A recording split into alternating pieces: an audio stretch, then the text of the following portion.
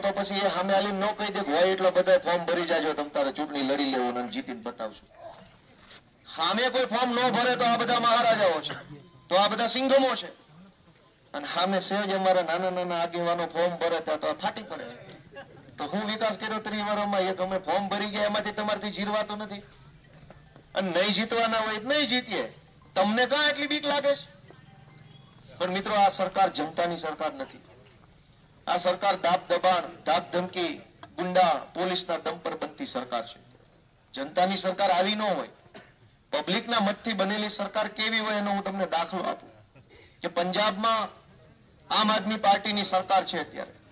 એ જનતાના મતથી બનેલી છે. પોલીસનું દબાણ કરીને નહીં, ગુંડા મોકલીને નહીં, લોભ લાલચ આપીને નહીં, ગામ ઉપર ધાક ઉભી કરીને નહીં, પણ લોકોએ આશીર્વાદ આપ્યો, પ્રેમ આપ્યો, મત આપ્યો અને બનેલી સરકાર છે. એને કેવો નિર્ણય કર્યો એને દાખલો આપો કે પંજાબમાં જે કઈ ખેડૂતના ખેતરે જણસ પાકે ત્યાં વધારે ઘઉંનું, ચોખાનું વાવેતર વધારે છે, મકાઈ છે, રાયડો છે, એનું વાવેતર વધારે છે. સરકાર ટેકાના ભાવે ખરીદી કરે છે પંજાબમાં આમ આદમી પાર્ટીની, અને 100% ખરીદી કરે છે. એવું નહીં કે 150 મણ જ લઈશ, 100 મણ જ લઈશ, 25 મણ, એમ નહીં. તમારા ખેતરમાં 5000 મણ પાકે તો સરકાર 5000 મણ લેવા માટે બેઠી છે. એવી વ્યવસ્થા આમ આદમી પાર્ટીની સરકારે પંજાબમાં કરી. અને અહીંયા